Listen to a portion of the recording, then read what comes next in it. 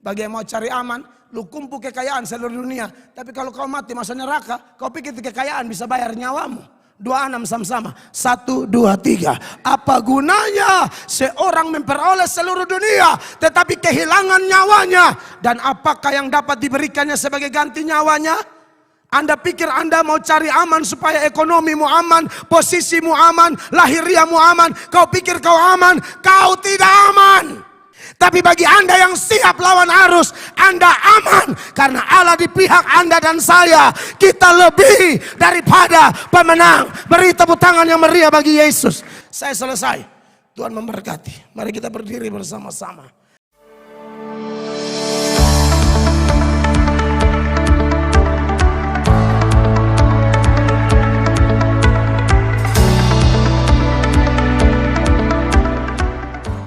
Jemaat yang dikasihi Tuhan, pembacaan firman Allah bagi kita pada saat ini terambil dari Injil Matius pasal 16 ayat 21 sampai ayat 26. Dengan suara keras kita akan baca bersama-sama ayat ini dalam hitungan ketiga. 1, 2, dan 3. Sejak waktu itu Yesus mulai menyatakan kepada murid-muridnya bahwa ia harus pergi ke Yerusalem dan menanggung banyak penderitaan dari pihak tua-tua, imam-imam kepala dan ahli-ahli Taurat, lalu dibunuh dan dibangkitkan pada hari ketiga. 22. Tetapi Petrus menarik Yesus ke samping dan menegur dia, katanya, Tuhan, kiranya Allah menjauhkan hal itu. Hal itu sekali-kali takkan menimpa engkau. Maka Yesus berpaling dan berkata kepada Petrus, "Enyala iblis, engkau suatu batu sandungan bagiku. Sebab engkau bukan memikirkan apa yang dipikirkan Allah, melainkan apa yang dipikirkan manusia." Lalu Yesus berkata kepada murid-muridnya, "Setiap orang yang mau mengikut aku, ia harus menyangkal dirinya, memikul salibnya dan mengikut aku. Karena barang siapa mau menyelamatkan nyawanya, ia akan kehilangan nyawanya. Tetapi barang siapa kehilangan nyawanya karena aku, ia akan memperolehnya." Apa gunanya seorang memperoleh seluruh dunia tetapi kehilangan nyawanya?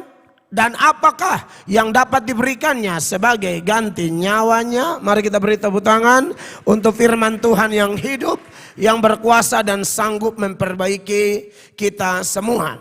Bapak Ibu jemaat yang diberkati oleh Tuhan Yesus, dari pembacaan kita ini, tema yang kita pilih masih sama dengan minggu lalu, yaitu sama seperti Yesus, just like Jesus. Benar adanya bahwa sebagai orang Kristen memang kita dibentuk oleh Tuhan dari berbagai peristiwa hidup, dan dengan pertolongan Roh Kudus dan firman yang kita baca, firman yang kita dengar, firman yang kita renungkan, Tuhan mau agar saya dan saudara melewati semua itu, tapi harus dipahami bahwa itu adalah pembentukan. Tuhan mau bentuk saya dan saudara semakin hari supaya semakin sama dengan Tuhan Yesus. Maka tema sama seperti Yesus, saya pikir tema yang tepat. Itu tema yang alkitabiah, tema yang sesuai dengan hati Tuhan, tema yang sesuai dengan maunya Tuhan bagi saya dan saudara.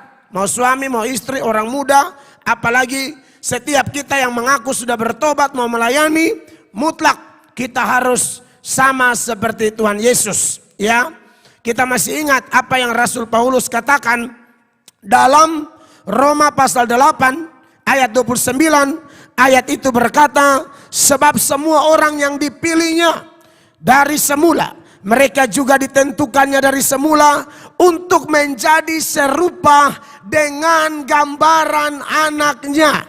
Garis bawahi kalimat itu, untuk menjadi serupa dengan gambaran anaknya.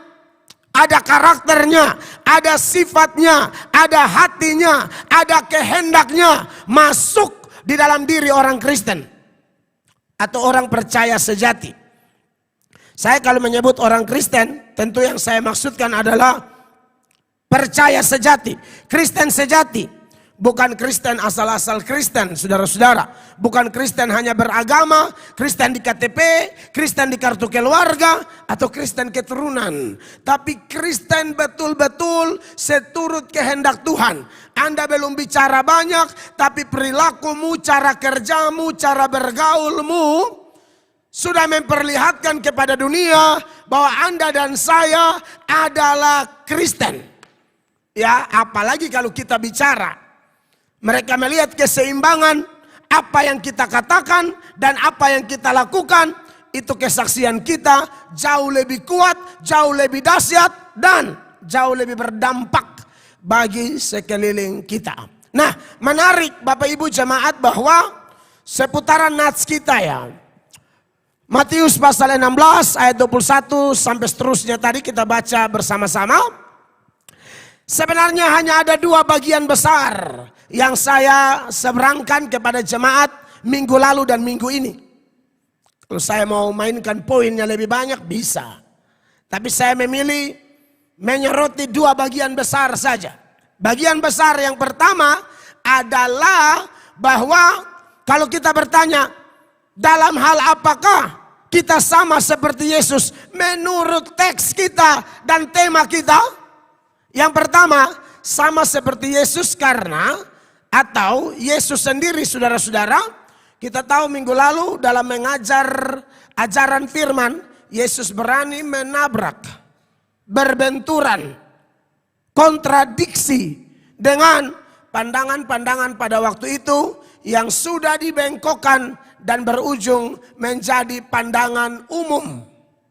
Jadi saya contohkan beberapa. Kemarin ya, yang paling utama adalah pandangan tentang Mesias yang menderita.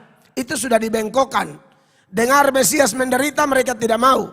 Maunya Mesias yang hebat, Mesias yang memerintah dengan tangan besi untuk membebaskan mereka dari penjajahan bangsa-bangsa lain. Dan waktu zaman Yesus melayani adalah mereka sedang dijajah oleh bangsa Romawi. Tetapi Yesus sendiri mengajarkan doktrin yang sebenar-benarnya tentang Mesias. Yaitu Mesias yang menderita.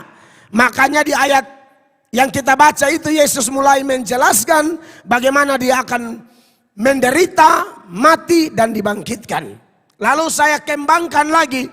Bukan hanya pandangan itu yang sebenarnya sudah dibengkokkan. Tapi masih banyak pandangan lain. Contoh-contoh yang saya angkat bagaimana mereka tidak menghormati kesakralan rumah Tuhan. Sampai rumah Tuhan menjadi tempat berjualan. Tapi Yesus obrak-abrik itu. Di saat semua rohaniwan bahkan imam besar sepertinya bungkam. Bahkan menjadi penyebab terjadinya bisnis di dalam bait Allah. Bait Allah sudah jadi pasar. Itu sinyalnya dari imam besar. Justru mereka lah yang mulai membengkokkan. Makanya ada istilah ikan itu kalau busuk dari kepalanya dahulu. Kalau kepalanya sudah busuk, oh selamat tinggal.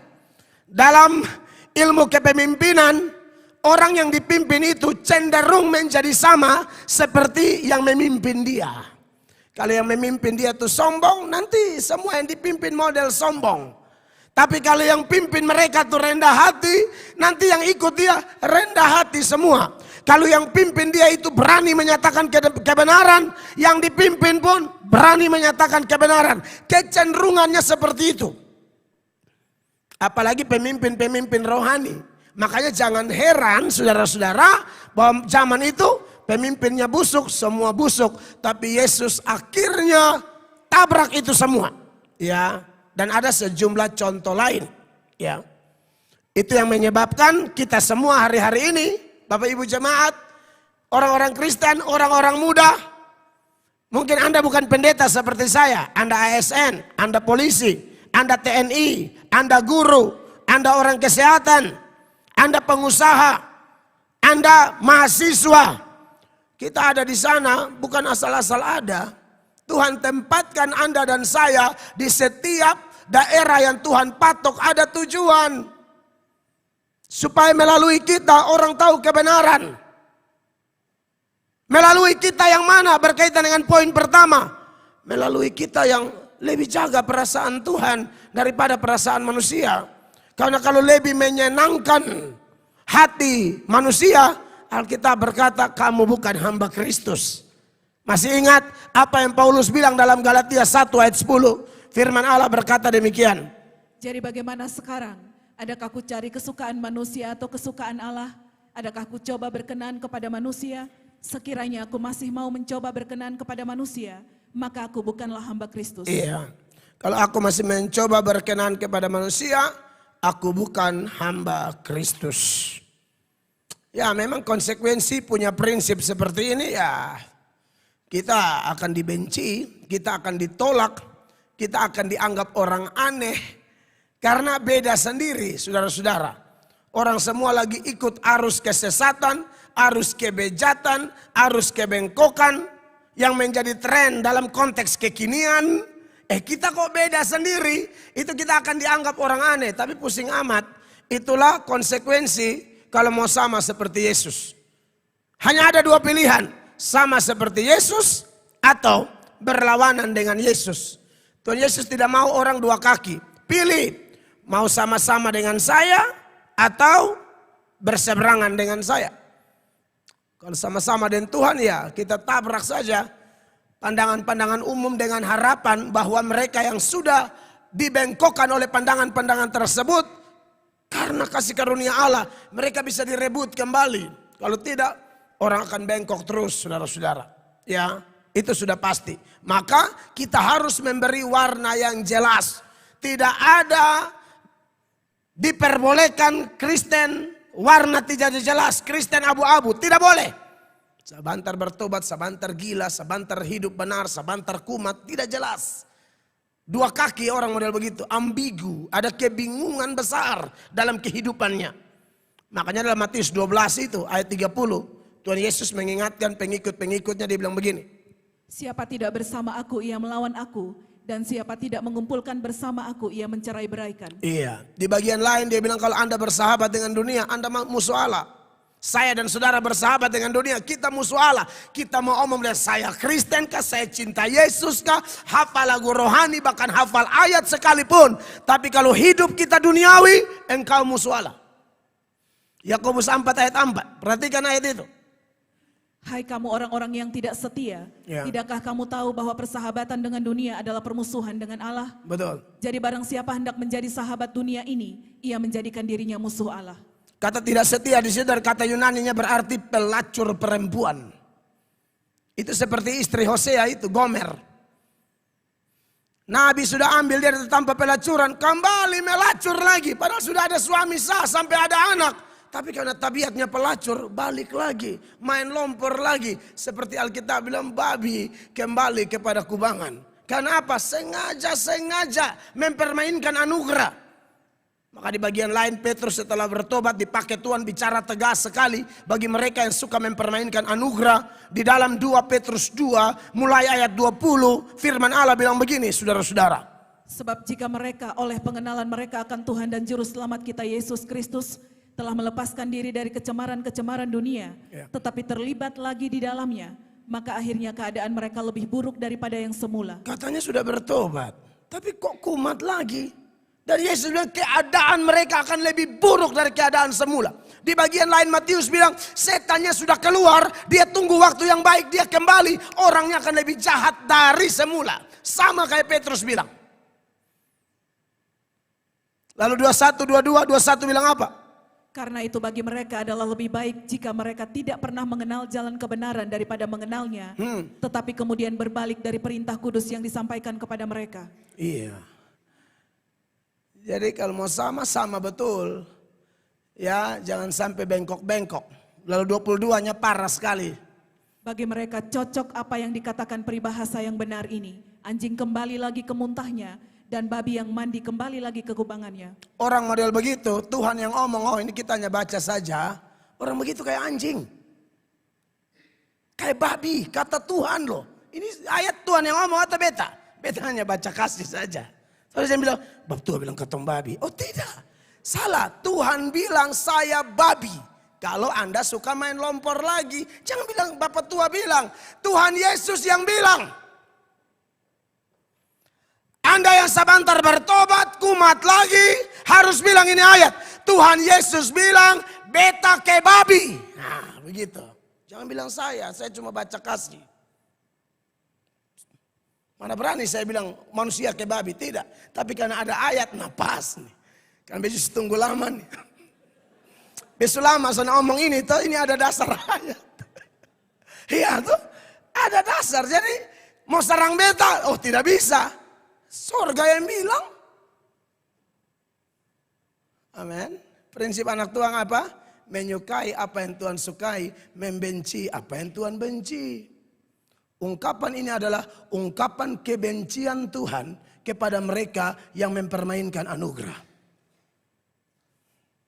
Babi kembali ke muntah.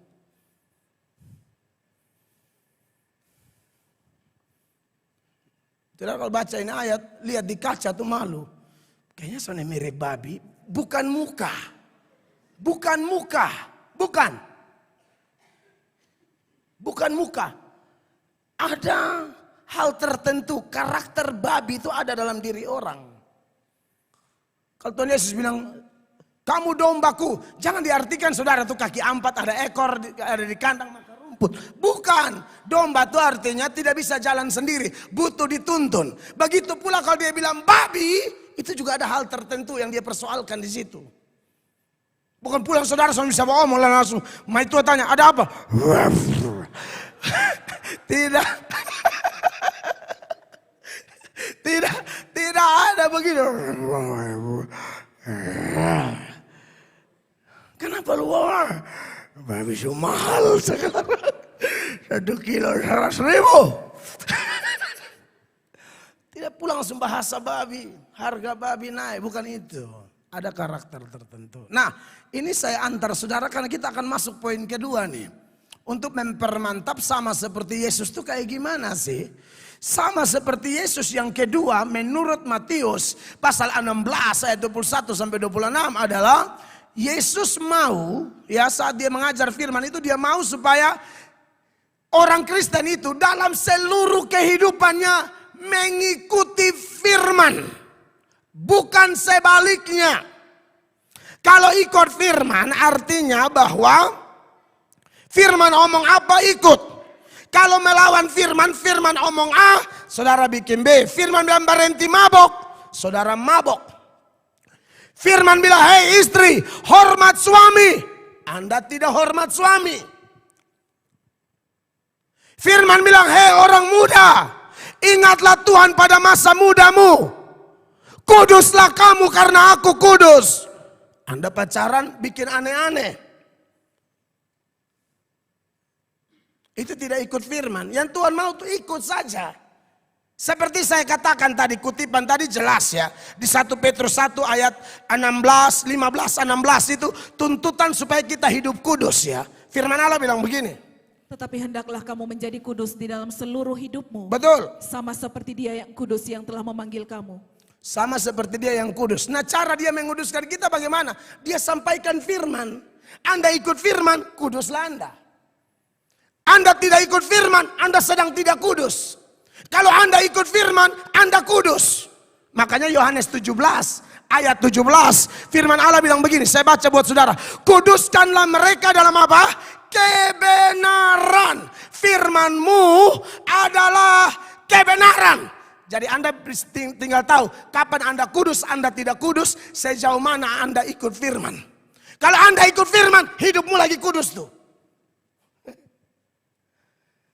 Kalau Anda lawan firman, hidupmu sedang tidak kudus. Artinya ada benteng kekudusan yang jebol. Ada benteng kekudusan yang roboh. Di situ setan akan masuk dengan berbagai kesialan, kenajisan, kekotoran, bencana, dan hal-hal buruk lainnya. Yang akan mencelakai kita.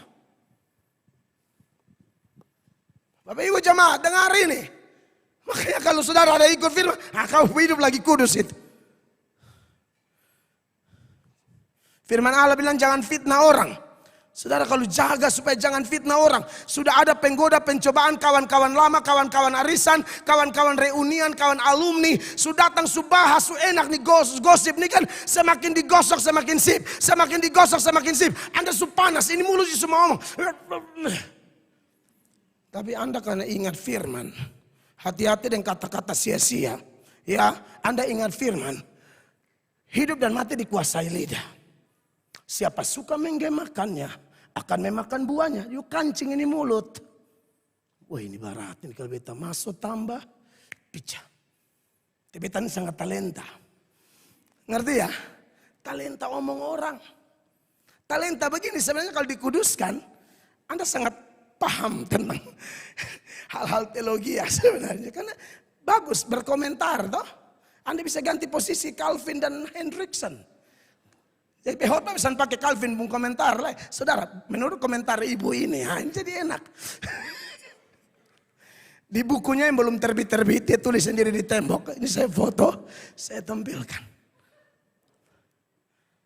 Jadi Anda kalau penggunaan mulut, pikiran, kaki, tangan, hidup sesuai firman, kamu sedang kudus. Dan Bapak Ibu tahu dampak hidup kudus, diberkati luar biasa. Kecuali Anda di sini yang hadir atau yang dengar di rumah, Anda ini memang mau hidupnya sial. Dia mau ini minggu ini celaka. Nah itu ini tahu saya dengerin khotbah, silakan main handphone. Silakan. Karena Anda mau celaka, main aja. Kasihnya status, celaka menungguku. Anda tidak mau diberkati. Pokoknya ini minggu ini memang sial, celaka. Ojek biar lari lurus juga, dia sentabrak beta yang tabrak dia. Ya kan? Anda mau sial, tapi kalau Anda mau diberkati, ini minggu harus beruntung, ini minggu harus damai sejahtera, ini minggu hubungan damai itu harus penuh dengan damai, sukacita, lagu India, pokoknya yang TikTok banget. Saudara sudah punya harapan setiap minggu, amin. Lu mau popo atau mau papa atau apa? Putuskan sekarang. Silakan. Ini minggu kumpul keluarga tetap senyum. Iya kan? Jampi leher miring. Leher miring harus tahu 25.000.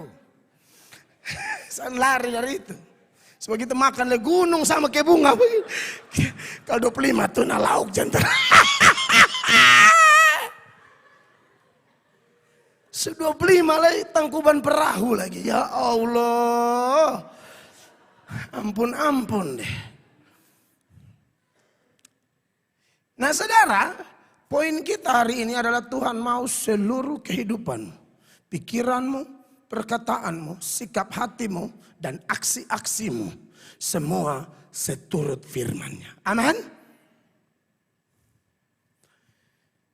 Saya pikir poin kedua ini sangat pas bagi semua orang Kristen yang sudah percaya Tuhan. Mengingat di teks kita ini, murid-murid setelah punya pengakuan yang benar akan Yesus. Setelah punya pengakuan yang benar akan Yesus, Tuhan Yesus mulai kasih materi-materi yang sesuai dengan kondisi iman, level iman, tingkatan iman mereka. Dan itu memang harus begitu dalam pengembalaan. Saya bilang tadi pagi dalam ibadah 1 dan 2 bahwa Tuhan Yesus itu gembala agung, kita ini gembala kecil. Kalau saya ini gembala sidang tapi gembala kecil. Tapi Bapak Ibu juga gembala, karena prinsip gembala ya, kata kunci dalam gembala itu adalah menuntun, membimbing. Saya gembala secara gereja lokal. Diputuskan oleh sinode, saya menggembalakan Bapak Ibu jemaat tetap maupun jemaat simpatisan. Tapi tugas menuntun dan membimbing bukan cuma Bapak Gembala di gereja. Anda suami-suami yang hadir di ruangan ini, Andalah gembala bagi istri anakmu. Iya Pak, bagaimana kalau suaminya masih oleng atau masih agak setengah, 75%. Ada ibu-ibu bilang masih mending 75, bepung 0,5%. Artinya masih parah sekali. Ibulah yang berperan sebagai gembala. Di gereja ini banyak, ibunya datang duluan, suaminya sustruk baru datang. Bisa.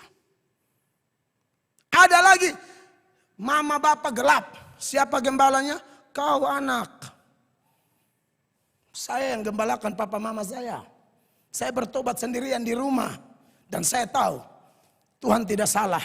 Tantangannya ya berat, gampang-gampang susah. Tapi saya harus gembalakan mereka. Cara masuknya ada. Tetap ingat, saya anak mereka orang tua. Untuk taat mereka ada limitnya. Tapi untuk hormat mereka tidak ada limitnya.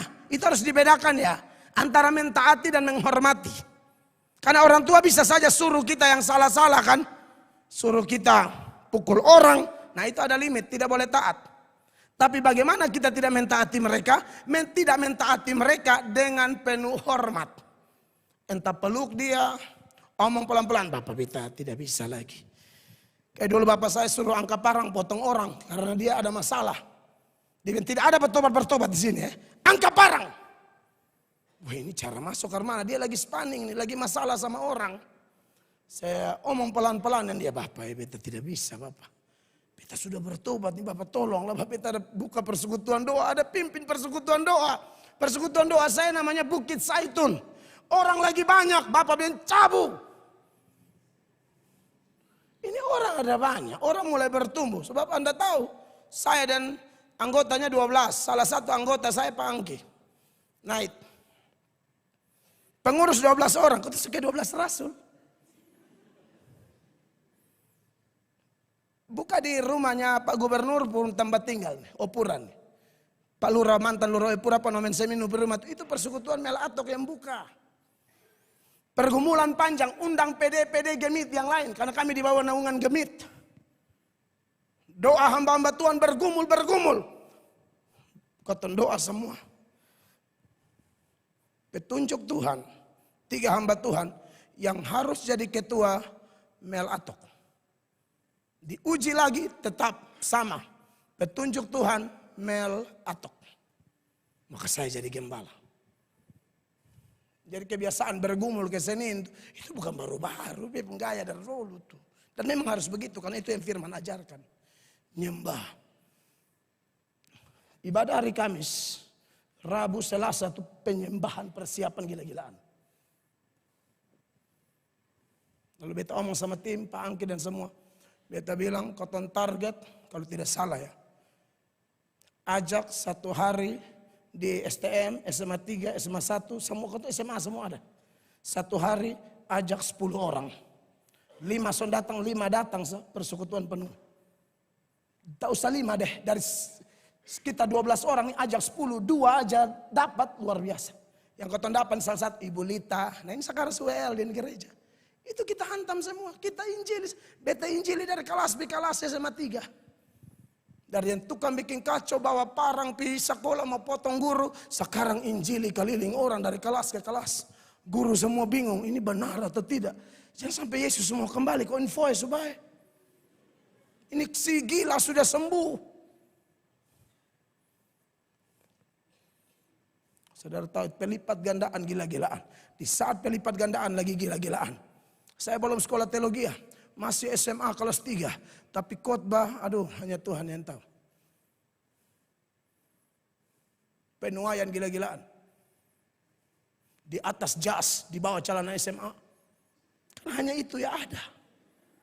Masih zaman komprang, sekarang komprang suka kembali lagi. Kita sambut komprang dengan lapang dada. Oh itu potong masih komprang habis tuh. Turun dari sini baru sini sapu seluruh sekolah. Beta ada mau jahit bepum baru komprang. Dan dia akan khotbah pakai komprang. Besoknya akan toy saudara lebih sapu gereja. Oh khotbah.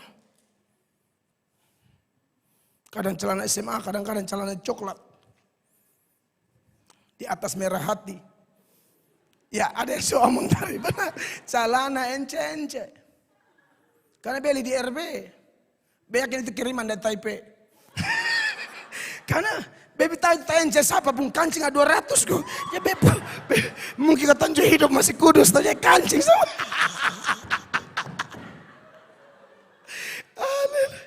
Kancing maka 200 gue buka satu.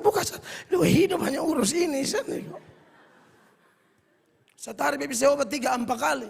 Khotbah 2 kali pulang cuci rendam suka ring setrika ulang pak. Mama setrika terlalu kuat, itu baju tuh sama kayak gambar-gambar setrika tuh. Saudara tahu ya, setrika arang, api panas, mam tua tendes lupa gosong. Jadi sama kayak lambang perusahaan kapal laut, pengerti ya? Dasar nggak beta pegawai pelni, karena ada kapal tuh yang sampai batabrak begini loh. Karena setrika di sebelah sulama, mam tua kasih pindah. Jadi kayak ada dua kapal laut, tak, baru mengkilat sekali di bagian keran. Saya pernah lihat baju kayak begitu? Itu kan Anda tendes terlalu lama ibu-ibu. Tolong angkat cepat, tolong angkat cepat. Karena beta sudah jadi korban. Arang hitam tuh. Tendes lama berangkat. Kan kadang-kadang dia masih lembab kan, tapi mesti pakai. Memang tuh tendes tuh. Jadilah beberapa kapal laut. Badan ini. Oh tapi tetap semangat. Tetap terbakar. Haleluya. Saudara-saudara, tapi kita harus tegas. Kita taat orang tua ada batas, tapi dengan penuh hormat. Tapi itu juga tetap kena maki. Tetap kena maki. Nah, saudara-saudara yang diberkati oleh Tuhan Yesus, ini menarik ya, bahwa Tuhan mau kita ikut firman supaya kita kudus ya. Level iman seperti kita yang hadir di ruangan ini, saya pikir sudah kategori orang percaya toh. Jadi sudah wajarlah dapat makanan-makanan keras sesuai kebutuhan kita. Memang tidak mudah ajar banyak orang begini kan. Saya tidak tahu daya tangkap orang, respon orang, latar belakang pendidikan orang, saya tidak ngerti. Tapi yang saya ngerti, Roh Kudus kalau bantu, biar itu orang tidak tamat SD kah, tidak tamat SMP. Kalau Roh Kudus bekerja itu orang, dia buka hati. Roh Kudus sumber pengetahuan, sumber hikmat akan memberi pengertian kepada orang itu. Sehingga mereka mampu memahami firman Allah. Amin. Petrus yang kita bahas ini orang yang tidak terpelajar. Tetapi Tuhan urapi mereka dan penuh keberanian memberitakan Injil. Di dalam Kisah Para Rasul ya. Pasal 4 itu ayat 12 kan itu khotbah ya, yang di bawah kolong langit ini tidak ada nama lain. Lalu 13-nya dia bilang begini. Ketika sidang itu melihat keberanian Petrus dan Yohanes dan mengetahui bahwa keduanya orang biasa yang tidak terpelajar. Tidak sekolah tinggi-tinggi, tidak terpelajar. Tahu mungkin tidak tamat SD juga kah? Ungkapan tidak terpelajar kelihatannya memang tidak mengecap bangku pendidikan. Dari kecil sudah miskin, susah urusannya di danau aja. Cari ikan, cari ikan, cari ikan, cari ikan, cari ikan. Tapi apa yang mustahil bagi Tuhan? Amin. Anda lihat ini ayat mengatakan bahwa keduanya orang biasa yang tidak terpelajar. Itu eksplisit loh. Eksplisit mereka tidak terpelajar. Ini bukan ayat untuk bilang anak-anak muda sini tak usah belajar. Bukan. Kondisi mereka waktu itu memang miskin, susah. Pendidikan juga susah. Tapi heranlah mereka dan mereka mengenal keduanya sebagai pengikut Yesus. Kok begini berani khotbah di depan umum mengatakan di bawah kolong langit ini tidak ada nama lain yang olehnya orang beroleh selamat kecuali dalam Yesus. Kenapa mereka berani begini? Anda sudah ikuti ayat ini ulang-ulang kan dari atas. Mereka dipenuhi Roh Kudus. Dan kemudian mereka menjadi penulis-penulis hebat. Injil Yohanes ini yang tulis. Wahyu dia yang tulis. Surat 1, 2, 3 Yohanes dia yang tulis. Orang tak terpelajar tapi tulisannya dibedah oleh doktor-doktor teologia, profesor teologia. Sampai hari ini mereka bedah teliti kata per kata dan tidak mudah. Siapa yang tulis? Orang tak terpelajar. Belum lagi kalau eksposisi surat 1 Petrus, 2 Petrus, Injil Markus. Itu Petrus punya otak. Buah pikir Petrus yang ditulis oleh Markus. Itu sejarah Injil Markus. Karena Markus itu anak didiknya Petrus. Karena Markus bukan pengikut langsung dari Tuhan Yesus. Kemudian, iya. Saudara-saudara yang diberkati oleh Tuhan Yesus. Jadi memang ada tahapan-tahapan. Awalnya mereka memang agak belum mengerti ya. Sejak mereka percaya karena seperti saya bilang tadi banyak sekali penilaian tafsiran tentang Yesus. Dia siapa ya? Dia siapa ya? Ada yang bilang oh mungkin dia Yohanes Pembaptis. Ada yang bilang oh enggak dia Yeremia. Oh tidak dia tuh Elia tuh. Ada yang bilang ada nabi ini bukan Mesias. Ini kelihatan di ayat 13 dari Matius 16 atau beberapa bagian sebelum ayat-ayat yang kita bahas. Perhatikan. Setelah Yesus tiba di daerah Kaisarea Filipi, ia bertanya kepada murid-muridnya, kata orang, siapakah anak manusia itu? Lalu apa jawab mereka? Orang bilang apa? Jawab mereka, ada yang mengatakan Yohanes Pembaptis, ada juga yang mengatakan Elia, dan ada pula yang mengatakan Yeremia atau salah seorang dari para nabi. Jadi semula mereka mulai hantam-hantam. Bisa saja mereka bilang, Yesaya mungkin. Wih, kalau saya lihat ini kayaknya Musa. Karena masih banyak nabi lagi yang mereka ngomong. Oh, ini kayaknya Habakuk nih. Ini kayaknya ini itu. Yesus bilang udah oke, itu mereka. Tapi kalian bagaimana? 15. Lalu Yesus bertanya kepada mereka, tetapi apa katamu, siapakah aku ini? Disinilah Petrus menjawab, dan jawaban ini pasti menular kepada kawan-kawan yang lain. Jawabannya adalah 2-3. Maka jawab Simon Petrus, engkau adalah Mesias, anak Allah yang hidup. Artinya pengakuan percaya mereka kepada Yesus sang Mesias sudah mantap. Makanya Yesus mulai menyatakan konsep Mesias yang benar. Jadi ada tahapan. Setelah percaya, nah sudah saatnya orang dengan level percaya kayak begini, level pengakuan kayak begini, harus mendapatkan makanan yang terang benderang, yang selama ini telah diputar balikan. Maka ayat 21 tadi mengatakan, sejak waktu itu Yesus mulai menyatakan kepada murid-muridnya. Ini secara jelas. Dulu sudah Yesus ajar, tapi samar-samar. Masih pakai bahasa kiasan. Rubuhkan bait Allah ini dalam 3 hari aku bangun kembali. Murid-murid bingung, tidak bisa. Apalagi orang Yahudi waktu itu. Mereka marah, Yesus apa? Kau mau kasih rubuh bait Allah? 46 tahun loh. Orang bangun ini bait Allah. Kau datang-datang bilang rubuhkan. Dalam 3 hari aku bangun kembali. Padahal mereka tidak ngerti. Bait Allah yang dimaksud adalah tubuhnya. 3 hari itu robohkan, maksudnya dia mati. Hari ketiga dia bangkit. Murid-murid juga paham itu. Nanti setelah peristiwa Yesus sudah bangkit, baru mereka, oh ternyata itu maksudnya. Perhatikan Yohanes 2:19 dan seterusnya. Jawab Yesus kepada mereka, Ya. rombak bait Allah ini dan dalam 3 hari aku akan mendirikannya kembali. Lalu orang Yahudi bilang apa? Lalu kata orang Yahudi kepadanya, 46 tahun orang mendirikan bait Allah ini, dan engkau dapat membangunnya dalam 3 hari. Orang tidak paham. Nah, kalau orang tidak percaya begini, Yesus tidak bisa kasih langsung terang benderang. Mesti samar-samar dulu, lihat respon. Samar-samar saja model begini, apalagi terang benderang, pasti lebih tolak. Murid-murid aja belum paham, 21 dan seterusnya.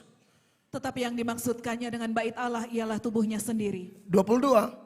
Kemudian sesudah ia bangkit dari antara orang mati, barulah teringat oleh murid-muridnya bahwa hal itu telah dikatakannya, dan mereka pun percayalah akan kitab suci dan akan perkataan yang telah diucapkan Yesus. Bahkan Bapak Ibu tahu, selama 3,5 tahun kurang lebih Yesus mengajar mereka, itu pun tidak semua Yesus berikan.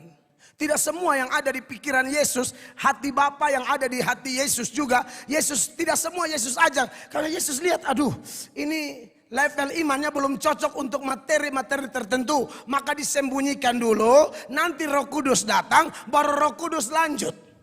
Ini kelihatan di Yohanes 16, mulai ayat 12. Itu ayat bilang begini. Masih banyak hal yang harus kukatakan kepadamu, tetapi sekarang kamu belum dapat menanggungnya. Ini membuktikan bahwa memang Yesus itu mengajar step by step. Ya, nanti Roh Kudus datang ayat 13 saya baca. Tetapi apabila ia datang, siapa? Yaitu Roh kebenaran, ia akan memimpin kamu ke dalam seluruh kebenaran. Yang dulunya belum disampaikan, belum diajarkan, disimpan dulu. Karena kamu belum bisa menerima. Tapi ada waktu, nanti dibukakan semua. Jadi untuk murid-murid begini, Bapak Ibu jemaat, ini supaya pelajaran menarik buat kita. Mereka ikut Tuhan itu makanannya, menu rohaninya itu bertahap. Ada samar-samar sampai sedikit mengerti, ada yang masih disembunyikan sampai Roh Kudus ambil alih tugas. Tapi yang menjadi poin teladan dari murid-murid adalah apa? Sekalipun mereka belum mengerti, tapi mereka ikut terus. Ikut terus, ikut terus. Itu kayak kita terapkan sekarang. Memang mungkin Anda belum mengerti, ikut gereja terus. Apalagi di gereja model begini yang mengajarkan firman, eksposisi, Anda ikut terus. Murid-murid itu 3,5 tahun ada yang belum dia mengerti. Jangan ikutin minggu. Juni baru dia muncul. Bab itu bahas apa? Bila orang keluh ini neraka. Hai, kenapa kau begitu, Pak? Ah. Karena Anda dengar akhir Februari, Juni baru muncul. Beda dengan mereka yang ini minggu hadir, minggu depan hadir, minggu berikut hadir. Mau hujan juga terobos hujan. Wah, orang kayak gini akan lebih mantap. Ini masalah menu rohani. Beberapa yang saya mau kasih nikah saya bilang, jangan manfaatkan gereja. Karena lu mau nikah baru lu cari gereja. Sudah habis nikah, kau tidak cari firman, bahaya tuh. Apalagi berumah tangga. Rumah tangga tuh butuh menu terus, firman Allah. Mau menikah baru tahu pendeta penting. Mau menikah baru tahu gereja penting. Soal menikah, posisi planet Jupiter, planet Jupiter. Jauh sekali. Itu bahasa kiasan saya. Saudara yang pikir betul, ya ada orang Kupang di Jupiter, dia.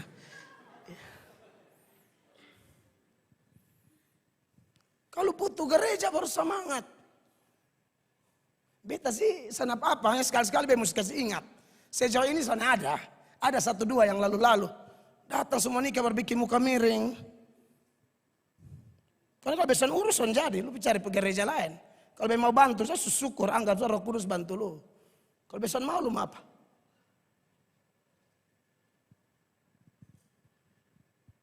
Tapi nanti susah. Di status hanya begini. Wow, party. Wow. Orang ganggu lu pelaku baru mulai kasih status. Ternyata tidak dapat dipercaya. Ih bodoh Lu makanya kalau laki sumengong begitu. Lu giring pi gereja. Lu jangan bawa pi diskotik. Karena pasti diskotik itu ada lebih seksi dari lu. Ada yang lebih expert dari lu. Dalam hal penggoda pencobaan. Lu model kurus kering, begini lu bawa laki pide yang bahenol dan begitu lu mati. Laki ada dance, mata siap ini jutoke laki yang senior nih. Iya. Pilih makanya lu bawa pergi gereja, kok dia lihat Tuhan Yesus. Amin. Amin. Tahu laki seno, lu ikut bawa pergi diskotik, model ke lu lihat yang dong ekspor datang tuh itu bukan main-main pun. Apa impor? Yang dong kirim impor dari Jawa di sini itu yang itu bulu mata tuh yang kayak badai tadi siang tuh lu lihat. Itu badai memang mahana wahana mewabah dan mencengkelkan. Benar salah bisa ada urusan itu alis mata mewabah.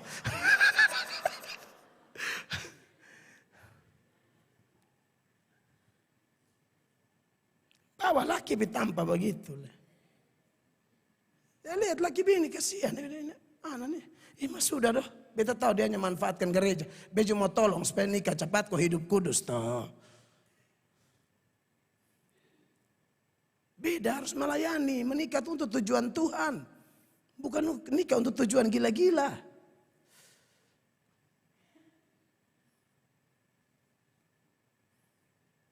Nah, kekasih-kekasih Tuhan. Jadi begitu ya, datang terus. Karena belum tentu Anda datang sekali Anda mengerti.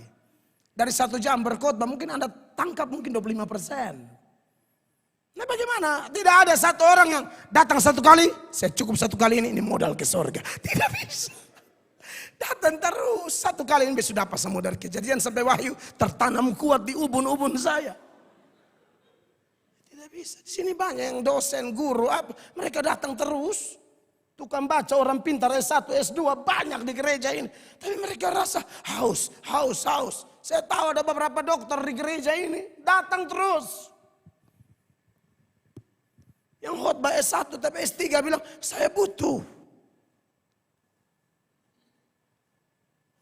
Amin Bapak Ibu. Saya kan sudah pernah ajar Bapak Ibu jemaat bilang apa? Untuk hal-hal tertentu kita harus puas. Tapi untuk hal yang memuliakan Allah dan bersifat mendewasakan iman kita. Tidak ada kata puas sampai pokoknya sebelum mati tidak ada kata puas.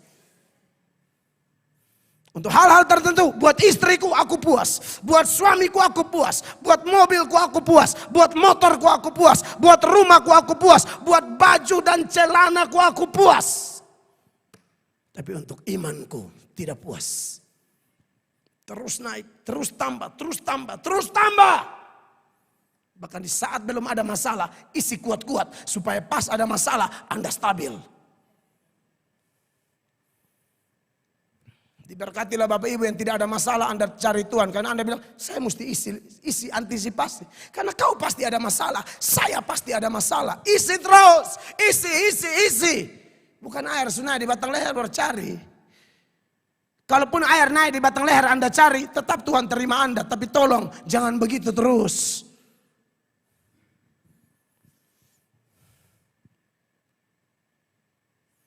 Memang kadang-kadang ya, kalau Tuhan mau kasih menu-menu berikut, karena melihat ini sudah percaya, jadi kita mau kasih dulu. Itu kadang-kadang respon orang beda-beda. Ada yang terima haleluya, bersyukur pulang dengan sukacita karena paham, mengerti, diberkati, dan siap jadi berkat. Tapi ada yang belum paham. Itu dia berontak loh. Saya tahu konsekuensi sebagai pengkhotbah, saya tahu. Ada yang terima, ada yang belum bisa. Tapi saya tidak menyerah, saya akan ajar terus. Kalau bagian menegur, menegur. Bagian menguatkan, menguatkan. Bagian menekankan janji, saya tekankan janji di sana. Bagian menekankan penghiburan, saya hibur di sana. Pokoknya ikut saja irama firman. Saya nggak bisa irama yang menegur, bikin jadi. Karena mana supaya dia menjadi janji. Tidak bisa. Pengkhotbah harus ikut firman. Nah, pada waktu Tuhan Yesus ngomong ini, Petrus tuh marah loh. Ayat 21 kan Yesus mulai menyatakan, saya akan menderita, saya akan mati, saya bangkit. Oh 21, 22 respon Petrus, perhatikan. Tetapi Petrus menarik Yesus ke samping dan menegur dia, katanya, Tuhan, kiranya Allah menjauhkan hal itu sekali-kali takkan menimpa engkau. Ini kisah nyata yang menjadi contoh. Ini bukan ilustrasi, ini bukan perumpamaan. Ini kisah nyata. Dia yang tadinya mengaku, engkau Mesias. Oke, mengaku, saya mulai ajaran tambah ketat nih. Pang, yang mengaku justru marah. Ini salah satu respon yang sering terjadi ketika menu akan ditingkatkan oleh Tuhan. Di zaman sekarang ditingkatkan oleh Tuhan melalui pengkhotbah. Di situ kadang-kadang orang responnya kayak Petrus. Marah. Kenapa Petrus marah? Ada 4 alasan. Yang pertama, Petrus nolak karena Petrus itu sudah punya konsep sendiri. Petrus sudah punya konsep sendiri. Setelah konsep ini dia sudah pegang cukup lama. Tiba-tiba Yesus ajar yang baru. Yang dia pegang selama ini apa? Mesias itu tidak boleh menderita. Tidak boleh. Kalau mau meraih kemuliaan, tidak perlu yang namanya penderitaan. Lompat langsung dapat kemuliaan. Sedangkan Yesus tidak bisa begitu. Kemuliaan atau mahkota hanya bisa didapat melalui salib. Titik. Petrus tidak mau salib, langsung mahkota. Itu kayak orang tidak mau proses, langsung menikmati, langsung panen, langsung hebat, langsung wisuda. Kau tidak kuliah, kau tidak kerja tugas. Kau tidak duduk dengar dosen ajar, Anda yang mahasiswa. Tidak bisa dong. Prinsip Tuhan adalah mahkota akan dapat kalau salib Anda pikul. Petrus tidak terima itu. Bapak Ibu selama ini punya konsep apa? Yang ketika pendeta khotbah tidak cocok dengan Anda. Ya MBA misalnya ya. Married by accident. Itu kan sudah umum banget. Di NTT subiasa tuh orang hamil baru nikah tuh subiasa. Akhirnya ini lama-lama menjadi tren, menjadi biasa saja. Kok satu baru besar baru nikah. Akhirnya Anda kebiasaan. Kalau Anda sudah jatuh apa boleh buat. Tapi kalau Anda yang masih hidup aman-aman, jaga diri. Nyong korek-korek sudah korek lompor. Itu korek. Tai babi itu korek. Lu korek lu. Amin. Jangan kebiasaan. Anda akan tidak suka dengan khotbah ini karena Anda rasa korek-korek itu biasa. Raba-raba itu biasa. Jama-jama itu biasa. Apalagi cowokku ini kan ramah sekali. Rajin jama. Anda akan bertolak belakang dengan khotbah ini. Anda yang sudah menikah ya, tapi masih ganggu perempuan lain, Anda akan terganggu dengar khotbah saya. Sekarang saya tanya, Anda yang benar atau khotbah yang benar? Anda jelas salah, tapi karena Anda pegang kuat-kuat itu, Anda marah khotbahnya. Anda yang rasa diri cantik, lalu WA laki orang, WA lu pun bos di kantor, lu tarik alis sambil bilang, lihat santi bepi kalau dia lihat beta gamatar. Dia tarik alis, tapi dengan satu mimpi, bos lihat beta, dia akan sengaja bikin kecuek padahal dia ada umpan. Saudara terasa diri gagah kok. Weh, lu gagah-gagah mati 3 bulan ulat. Sebab ulat di bumi, ros karena siksa di neraka, karena pelakor. Kalau rasa diri cantik, hidup kudus dong kayak Ibu Maria, kayak Ruth, dapat Boaz terbaik. Rasa diri cantik mulai di muka bos dia mulai bahedong, kayak babantin diri. Bos dari hutan sana dia lihat, ngam. Bos pikirnya ayam panggang nih, mus hantam. Dia tambah edok. Anda dengar begini, Anda tersuka loh. Tapi omong ini fakta. Kau daftar yang mau baca di provinsi, di kota, cek. Kristen semua kurang ajar. Makanya kalau beta di kantor-kantor, don't siap. Beta gas dari atas sampai bawah.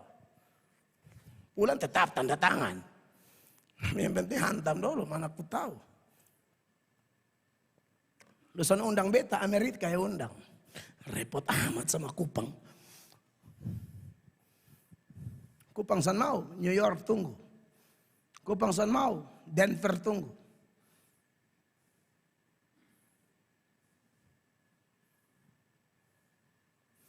Amin Bapak Ibu. Konsep apa yang saudara-saudara pegang selama ini? Yang bertabrakan. Anda yang harus sesuaikan dengan firman. Jangan pegang konsep yang salah. Yang berikut. Apa sih yang membuat Petrus begitu bodoh dan kemudian memprotes apa yang disampaikan Yesus dengan aksi yang tercatat di ayat 22 ini? Yang pertama yang tadi kan sudah punya konsep atau pandangan sendiri. Yang kedua, Petrus ini merasa dirinya lebih bijaksana dari Tuhan Yesus. Sok lebih bijak. Contoh Anda yang sok lebih bijak, Tuhan proses Anda sedikit, ya. Entah sakit, entah apa. Tuhan sengaja proses ini karena dibalik ini masalah. Ini sakit, tantangan rumah tangga, ekonomi, masalah masa mudamu. Dibalik itu tuh su ada berkat, su ada kemuliaan, su ada iman yang akan naik kelas. Tapi Anda marah-marah kan? Pernah kan kita marah? Kau berdoa percuma. Ibadah juga percuma. Doa pagi, doa puasa, doa Rabu, doa segala doa. Humak mesek. Maksudnya sama-sama. Helau. Itu bahasa Portugisnya. Sama-sama. Kau terus angkat tangan, rentangkan tangan, lancan depan, maju jalan, sama-sama. Tidak ada yang sama-sama. Tidak pernah dengar komplain dari hamba-hamba Tuhan yang punya masalah besar, bahkan mengancam nyawa mereka. Seperti Daniel di gua singa. Daniel sedang menghadap singa. Buang ke gua singa, tunggu tahu berapa banyak ekor, saya tidak tahu. Pokoknya semua yang dibuang ke situ, innalillahi. Yang singa sana kunya cuma sandal jepit yang versi Timur Tengah. Canda. Bakal masih bitis, paha, sebelum singa makan, singa berdoa, Bapa di sorga. Terima kasih buat berkat hari ini. Mungkin Daniel bilang, Tuhan ini kurang bijak. Kenapa beta mesti hadapi dengan singa yang lapar begini? Yang beta butuh tuh, kalau saya sudah doa 1 hari 3 kali, nah Tuhan tolong. Daniel kan tiap hari berdoa. Dia dibuang ke gua singa gara-gara prinsip doa. Anda lihat itu. Tapi tidak ada tuh komplain dari Daniel. Mengatakan, Tuhan, beta doa bagian lama sia-sia kok. Percuma. Anda yang merasa diri lebih bijak, kapan? Saat Anda marah-marah, di saat ada masalah dan Anda cenderung mempersalahkan Tuhan. Anda merasa dirimu lebih bijak. Ini perapian yang menyala-nyala ada di depan. Sadrak, Mesak, Abednego bilang, sudah tak usah ngomong banyak raja. Kalau dia sanggup tolong, dia tolong. Kalau tidak pun, kami tidak akan sembah. Ini iman dewasa. Kalau iman anak-anak itu kan menuntut. Tolong beta berbeta setia. Buka jalan baru beta rajin gereja. Kasih be jodoh baru beta rajin gereja. Ini bayi. Ini bayi. Tidak dewasa. Menuntut terus. So bikin apa kasih Tuhan? Kau tuntut terlalu banyak. Itu napas yang saudara hela. Itu saudara pengen moyang dari Kuam Fatu yang kasih. Itu dari Tuhan. Hela percuma, orang lain ada pakai O2.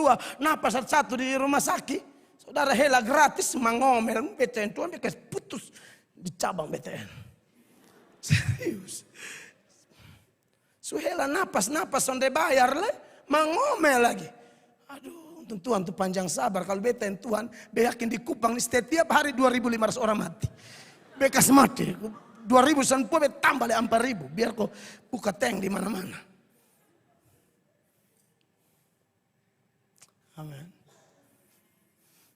Jangan sok lebih bijak. Sunika baru tatap ini laki. Satu nih sial coba jadi deng. Itu pegawai kantor pos. Ini contoh saja. Dulu yang mau dan dia ini ada 2. Satu Pol PP, satu pegawai kantor pos. Dia jadi dan Pol PP. Pas ada bakalai, langsung di otaknya orange. Orange itu apa? Kantor pos. Jangan begitu dong. Janganlah. Coba terima satu baik, terimain satu juga. Hanya cuek. Lu bikin enak satu, menyanyi cuek, pam. Jadi sukacita itu. Sukacita itu pilihan. Ya kalau dia cuek, ya asik beta jadi lagu. Cuek, pam. La.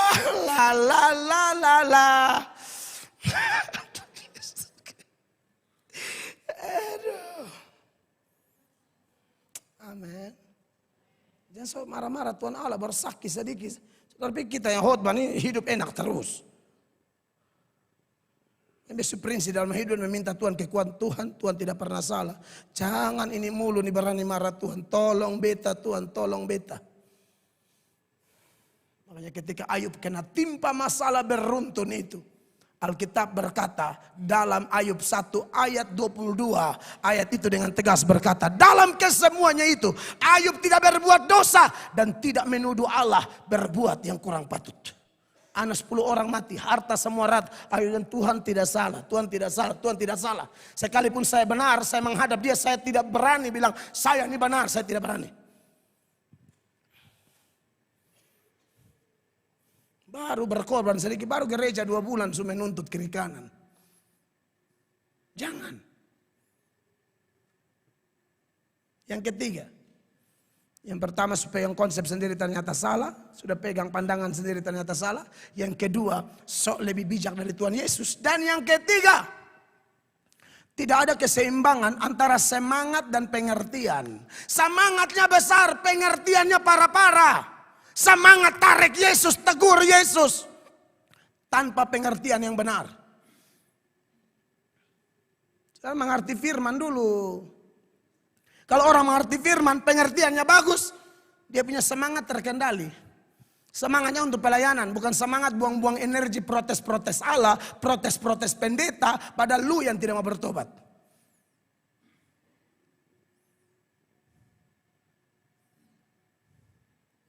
Pendeta lain. Karena ada yang beta gas lu. Hidup sama bertobat. Lu gaya protes-protes. Beta ujang angin. Selalu betul-betul. Amin. Amsal 19 ayat 2. Firman Allah bilang apa? Tanpa pengetahuan kerajinan pun tidak baik. Orang yang tergesa-gesa akan salah langkah. Kerajinan ada, semangat ada, pengetahuan tidak ada. Roma 10 ayat 2. Sebab aku dapat memberi kesaksian tentang mereka. Bahwa mereka sungguh-sungguh giat untuk Allah. Tetapi tanpa pengertian yang benar. Iya, makanya nanti Petrus bertobat, Petrus bilang tolong tambahkan pada iman kebajikan itu pengetahuan. 2 Petrus 1 ayat 5, itu Petrus setelah bertobat dia bilang ternyata tidak boleh hanya modal semangat saja, harus ada knowledge di otak. Justru karena itu kamu harus dengan sungguh-sungguh berusaha untuk menambahkan kepada imanmu kebajikan Amin. dan kepada kebajikan pengetahuan. Amin. Sehingga mantap. Jangan hanya baca pengetahuan sekuler. Pengetahuan firman nih. Takut akan Tuhan adalah awal ini pengetahuan. Ada orang pintar di bidang tapi omong Alkitab galap gulita. Makanya mari kita belajar. Yang dimaksud di sini adalah pengertian tentang firman. Pengetahuan tentang firman. Bukan biologi, fisika itu di sekolah. Tapi dengan Tuhan iman. Amin Bapak Ibu. Yang keempat, kenapa Petrus ngomel-ngomel begitu? Yang pertama pandangan sudah pegang tahu-tahu salah. Yang kedua sok lebih bijak. Yang ketiga tidak ada keseimbangan antara semangat dan pengertian. Yang keempat bersandar pada diri sendiri. Tadi waktu dia bilang engkau Mesias, itu bersandar pada Tuhan. Makanya ketika pengakuannya itu keluar, Yesus kasih tahu dia bahwa bukan lu Petrus, Bapa yang taruh itu di dirimu sehingga kau ngomong. Matius 16 ayat 16-17. Maka jawab Simon Petrus, engkau adalah Mesias anak Allah yang hidup. Ya, lalu Tuhan Yesus bilang apa? Kata Yesus kepadanya, berbahagialah engkau Simon bin Yunus. Kenapa? Sebab bukan manusia yang menyatakan itu kepadamu, melainkan Bapakku yang di sorga. Pengakuanmu benar karena Bapa bekerja. Lalu Yesus memberi pujian di ayat 18. Lu batu karang. Perhatikan. Dan aku pun berkata kepadamu, engkau adalah Petrus. Dan di atas batu karang ini aku akan mendirikan jemaatku. Dan alam maut tidak akan menguasainya. Penafsiran batu karang ini pasti agak luas. Tapi saya tidak mau panjang lebar di situ. Tapi Anda lihat. Kalau sudah Bapa bekerja. Petrus. Ya, Petros. Batu kecil. Jadinya batu karang. Ada yang bilang arti kata Petrus itu. Dari akar kata batu kecil. Sekarang jadi batu karang. Hebat kan? Tapi ketika mulai bersandar pada diri sendiri, Yesus tidak bilang dia batu karang, lu batu sandungan. 22 dia tegur Yesus, 23 Tuhan Yesus tegur balik dia. 23.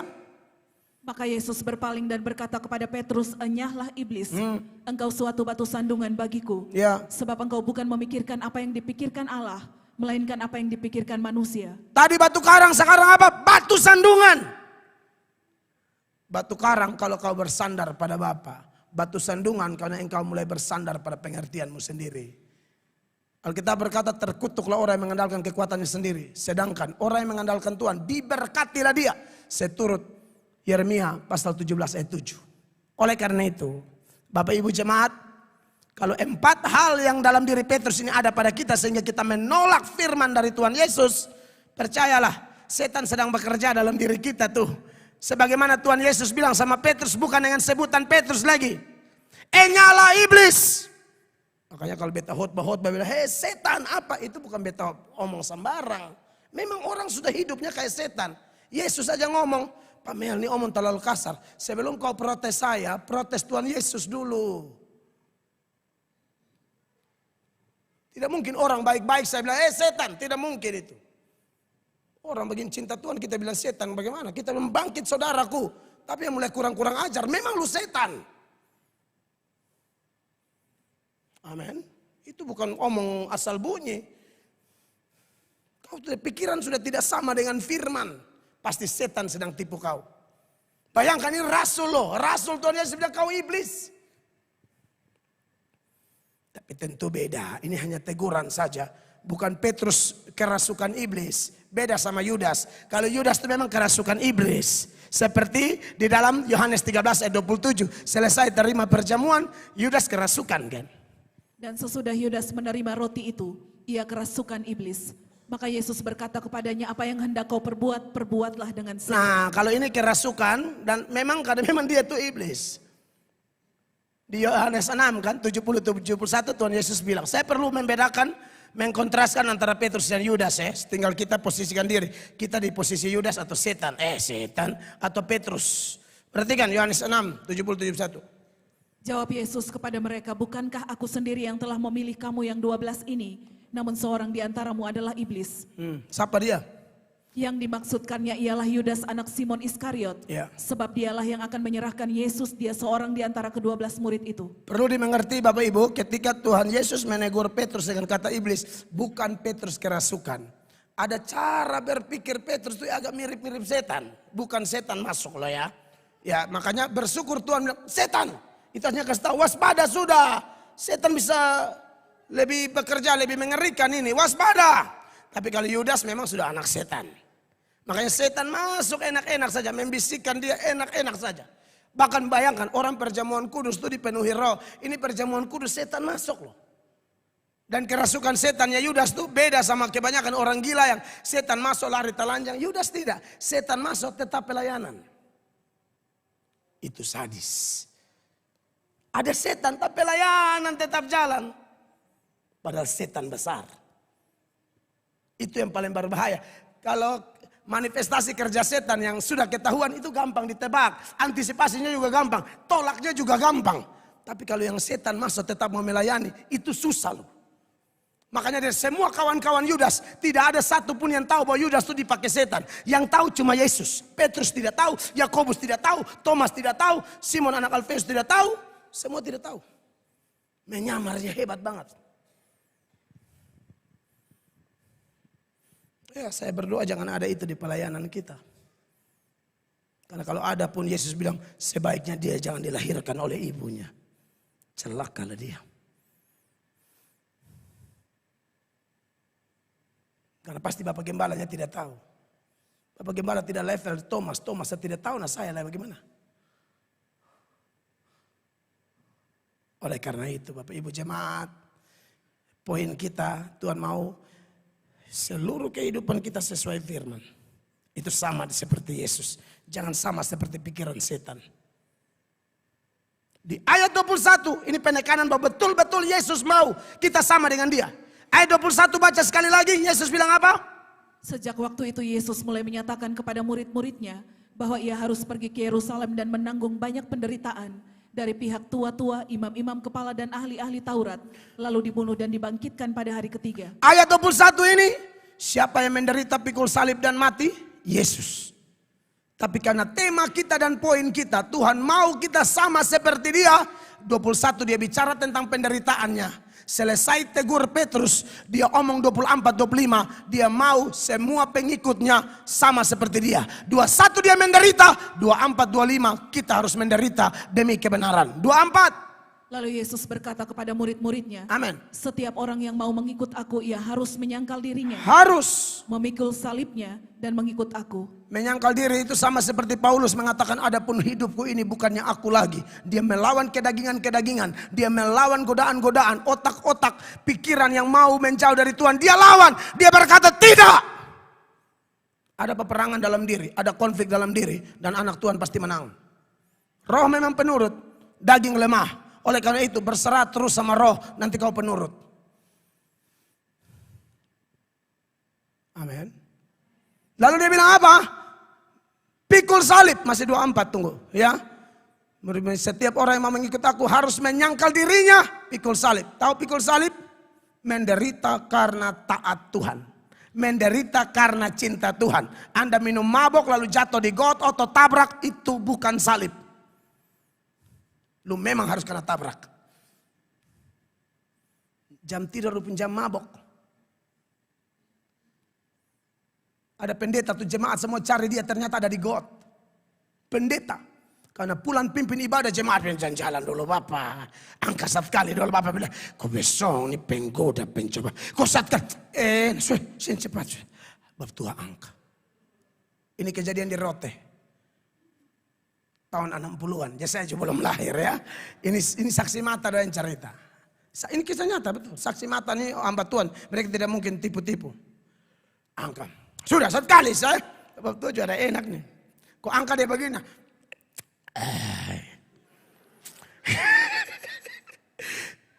Bapak itu ini saja. Besong nih. Nah sudah bubur sudah. Dia angka yang kedua. 3, 4, 5 bab tua lebih kacau lagi. Pulang-pulang tuh jalan malah got, lubang, minta maaf kayak lubang WC atau lubang apa. Bab tua masuk di dalam. Kalau salah masuk di stola-stola. Stola nih yang ini nih kan. Kan baras pimpin ibadah. Kok tempo dulu Rote masih galap gulita. Benar ini. Got. Mereka cari dia. Menurut kesaksian 3 hari. Terakhir sudah apa di God. Bapak kenapa begini? Waktu kau salah majelis. Unu dong yang suruh minum. Pendeta kok salah unu. Kau harus tegur. Kenapa bisa jemaat? Jemaat kasih bodoh pendeta. Dulu ingat ada khotbah di saat tampak. Ada pendeta. Kan gaya kalau orang sombong tuh dengar khotbah begini. Ini bodoh mau mati nih. Khotbah keras. Ada di salah satu pejabat terkenal. Di NTT yang sudah nasional. Dihantam nih gila-gila. Waktu itu KDM saya main ayat kok apa kok? Noel main ayat. Terus saya tanya di Noel disuruh lupa juga. Nah, saudara, bet bombardir gila-gilaan. Pendeta begini, tafsiran dangkal. Om Bem tafsiran dangkal. Kotong kalau omong Yesus pun harus lihat lebih jauh. Beta pulang. Kan belege jalasan bah, ini kayaknya pesta miras. Don cuma togor beta kok. Bapak belum pulang kok, bayangkan tuan rumah. Beta tunggu lama-lama, beta bilang, wih ini beta lebih lama dari sini, beta istri anak ke mana. Ya udah beta balik. Beta balik, itu yang tafsiran lebih jauh tadi. Mulai angka. Langgar 1-2 minggu serangan jantung mati. Pendeta. Lu hidup menyenangkan manusia, lu mau harap panjang umur, jangan terlalu lama. Bikin sesak di bumi. Kau tembutuh pendeta mau kerja, lupi hanya minum mabok baru lu terlalu dangkal. Orang khotbah kalau bertobat.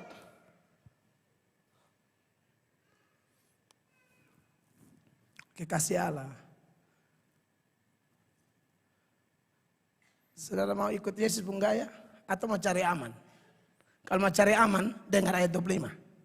Baca yang mau cari aman. Karena barang siapa mau menyelamatkan nyawanya. Sampai di situ, itu yang mau cari aman. Anda mau selamatkan nyawa Anda kan? Wih ini kalau kita terlalu hidup kudus nanti job kurang. Hidup kudus, pangkat lambat naik. Nanti kita mati dan pangkat itu terus. Kalau hidup terlalu benar, nanti income berkurang. Kau pikir kau aman? Tanda sayap mulut, kau pasti celaka. Apalagi dalam urusan kesaksian tentang Yesus. Kau cari aman, kau pikir kau aman, lu pasti mati. Baca lanjut. Ia akan kehilangan nyawanya. Tuhan Yesus yang ngomong, itu bagi yang mau cari aman. Pikir dengan cari aman menyenangkan manusia, kau punya ekonomi stabil, pencapaian lahiriah stabil. Kau lupa sumber segala berkat itu dia. Bukan dong. Cari amannya sampai lupa sumber segala berkat itu siapa? Tapi bagi Anda yang lawan arus, justru Anda orang-orang diberkati. Lanjut. Tetapi barang siapa kehilangan nyawanya karena aku. Kehilangan nyawanya karena aku tuh ungkapan saya tidak cari aman. Yang penting Tuhan senang, beta tabrak. Itu dia. Maka apa? Ia akan memperolehnya. Amin. Kau akan diberkati. Bagi yang mau cari aman.